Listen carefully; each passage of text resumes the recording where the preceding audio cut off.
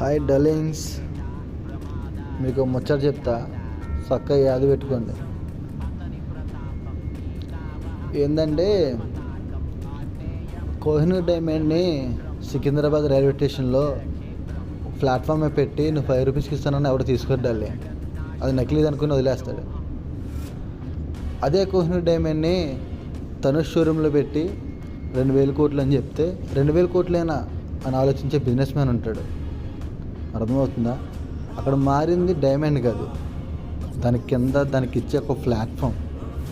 So నువ్వు అర్థం చేసుకునేది ఏంటంటే, నీకు విలువ లేదనో లేదంటే నేను చిన్న చూపు చూస్తున్నారనో నువ్వు పట్టించుకోవద్దు. నీ విలువ ఏంటో నీకు తెలుసు.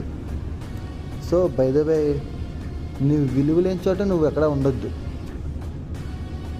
Bye darlings.